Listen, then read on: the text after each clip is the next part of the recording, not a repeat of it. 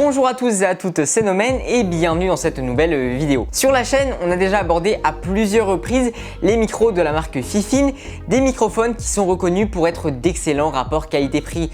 Et il se trouve que récemment, j'ai été contacté par cette même marque afin de tester un de leurs derniers produits, le K658, un microphone RGB conçu à la fois pour faire du streaming et des podcasts et disponible aux alentours des 100 €. Bref, aujourd'hui, vous l'avez compris, on va déballer et tester tout ça afin de voir si face à des concurrents comme HyperX, Elgato ou encore Razer avec sa gamme Seren, ce Fifine K658 peut avoir sa place.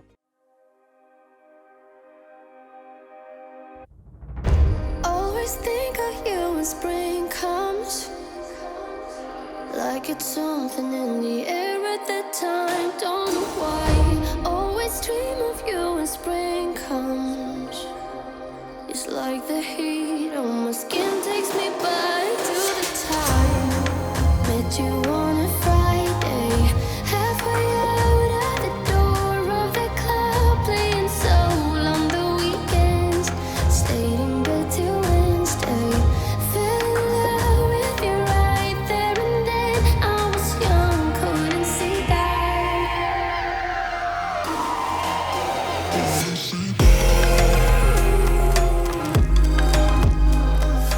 On va commencer comme d'habitude par le packaging.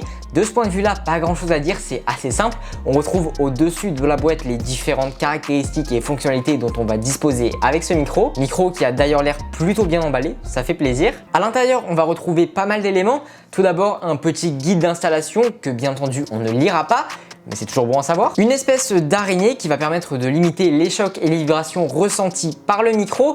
Et cette araignée va pouvoir se fixer soit à une perche, soit au pied du produit. Ce pied a l'air de bonne qualité, il est plutôt lourd, il possède des tiges en métal, ce qui est bon signe en général.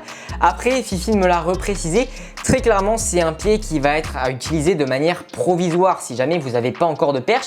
Et ce pour plusieurs raisons. De 1, ce genre de pied c'est jamais pratique à utiliser, ça prend de la place sur le bureau, déjà que le micro est assez imposant. Et de 2, ce type de pied va souvent avoir tendance à faciliter la captation des chocs et des vibrations par le micro. Donc toutes les petites vibrations qu'il va y avoir sur le bureau, le micro va les capter et c'est tout ce qu'on veut pas finalement. Pour finir avec ce qu'on a à l'intérieur, on a le câble USB Type C vers USB 2.0. Ce câble doit faire à peu près 2 mètres, ce qui peut être un peu limite pour un câble micro, surtout lorsqu'il faut le mettre sur une perche. Après, comme il est détachable, il y aura toujours la possibilité de le changer et ça, c'est pratique. Enfin, on retrouve également un pas de vis pour justement pouvoir adapter le micro sur une perche, à savoir que vous pourrez l'adapter sur à peu près n'importe quelle perche, il n'y aura pas de souci. D'ailleurs, je vous mets des références en description pour les intéressés. Et enfin, on a bien entendu le micro sur lequel on va se pencher tout de suite. Niveau des dimensions déjà de ce micro, une fois mis sur l'araignée, je l'ai dit, il est assez imposant. Il fait un peu plus de 20 cm de haut pour 12 cm de large au maximum, ce qui est un des seuls reproches finalement que je pourrais lui faire niveau du design. Et c'est pour ça également que je vous recommande de le mettre sur une perche, vous gagnerez énormément de place. Niveau définition, le produit est entièrement fait en métal et ça c'est important de le souligner, ça fait très plaisir. Ça change du plastique qu'on retrouve régulièrement dans cette gamme de prix, je pense du côté de Razer ou du côté d'HyperX par exemple. Le produit fait donc pas du tout cheap, lorsqu'on le prend en main, on a vraiment une impression de qualité et surtout de solidité, ce qui est le plus important. Maintenant, il est temps de s'intéresser aux fonctionnalités dont dispose ce micro. Déjà, la première chose qui saute aux yeux quand on voit ce produit, je pense que c'est assez évident, c'est la molette. Molette qui va permettre d'ajuster le gain de ce microphone. Alors c'est évidemment super pratique, mais en plus elle fait pas du tout cheap contrairement à ce qu'on voit régulièrement dans cette gamme de prix. Ici, elle est bien intégrée au produit et surtout très fluide à l'utilisation. Sur cette molette, vous l'avez vu, on a un rétro-éclairage ainsi qu'un capteur qui va permettre de mute ou de démute le micro. Donc lorsque le gain va être activé, le rétro-éclairage va être vert et lorsque celui-ci sera désactivé, il va passer en rouge. Bien entendu, en plus de ce rétroéclairage, l'un des principaux atouts en termes de design de ce micro, c'est le RGB qui se situe sous le produit. De ce point de vue-là, il n'y a rien à redire, c'est bien pensé. L'éclairage vient se refléter sur l'araignée pour donner un rendu vraiment très réussi. Pour activer ou désactiver ce rétroéclairage, ça va se passer de l'autre côté du produit avec un second capteur qui répond super bien, peut-être même un peu trop puisqu'à l'utilisation, on a tendance tendance à couper l'éclairage sans même s'en rendre compte. Point négatif pour ce RGB, c'est qu'il n'est pas personnalisable.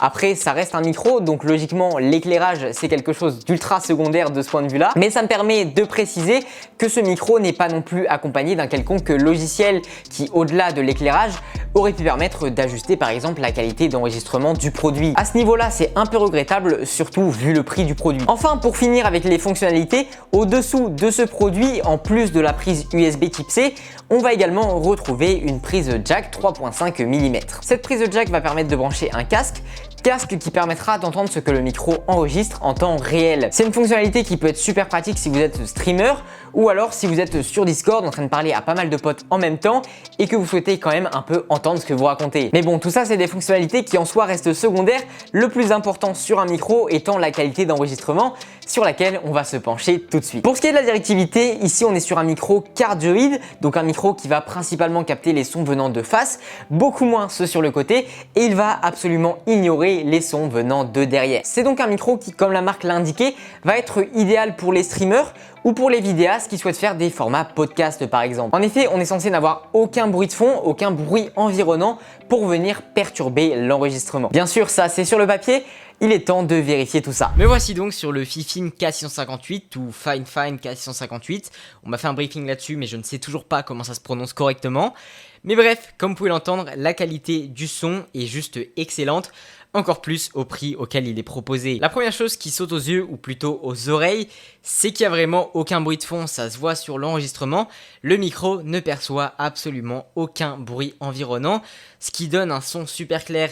Et chose étonnante, on n'a aucun bruit de fond, alors que le gain est quasiment augmenté au maximum, ce qui est plutôt bon signe. Autre chose qui contribue à donner ce son clair, c'est que le micro, comme vous l'avez vu, est équipé d'une petite bonnette qui va faire que le micro va beaucoup mieux gérer les sonorités en P et en B que les micros qui ne sont pas équipés de ce genre de choses ou alors qui n'ont pas non plus de filtre anti-pop. Ça, c'est un gros avantage. Par contre, petit point négatif, cette bonnette ne peut pas être retirée et comme c'est le genre de chose qui prend pas mal la poussière, niveau du nettoyage, ça risque d'être un peu galère. Après, on est d'accord, ça reste un détail. Vous le voyez également, pour parler, je reste assez proche du micro. Comme je l'ai dit, ici, on est sur du cardioïde et pour obtenir un son optimal, Fifine recommande de rester à 12 cm du micro de manière constante. Car logiquement, si on s'en approche trop, ça va saturer, mais si on s'en éloigne, le micro va beaucoup moins bien capter les sons. C'est d'ailleurs pour ça que c'est un micro qui va être essentiellement dédié à des streams ou des vidéos de type podcast. Pour comparer rapidement avec la concurrence, pour comparer avec d'autres micros cardioïdes dans la même gamme de prix, je pense notamment à Razer avec sa gamme Seren et son Seren X, et je pense que ce micro, en termes de qualité d'enregistrement, vaut largement le Seren X de Razer que j'avais déjà testé précédemment. Je pense que ça s'équivaut à peu près, mais s'il fallait en choisir un des deux, je pense que je partirais plus logiquement sur ce micro de chez Fifine, étant donné qu'en termes de fonctionnalité, il est plus complet que les micros de chez Razer, en tout cas pour le Seren X qui est disponible aux alentours des 100 €. Donc voilà, agréablement surpris par ce micro. Je pense qu'on peut le dire, la qualité d'enregistrement est le plus gros point fort de ce produit, ce qui pour un micro est quand même pas mal. N'hésitez pas, vous, en commentaire, à me dire ce que vous pensez du rendu de ce Fifine K658. Et nous, on va se retrouver pour la suite et la fin de la vidéo, afin que je vous donne un avis plus général sur ce produit. Il est maintenant temps pour moi de vous donner mon avis général sur le produit. Et finalement, j'ai pas grand chose à redire. Le micro est beau, les fonctionnalités sont intéressantes, la qualité de fabrication est bonne et la qualité d'enregistrement l'est tout autant. De plus, il est proposé à un prix plutôt compétitif, 120 €. À noter qu'il est assez facile de trouver aux alentours des 90 voire 80 €. Et à ce prix-là, c'est plus qu'intéressant. La seule inconnue ici, ça va bien entendu être la durabilité du produit. Étant donné que je l'ai testé pendant, 2-3 jours, je serais incapable de vous dire si dans 4-5 mois il fonctionnera encore.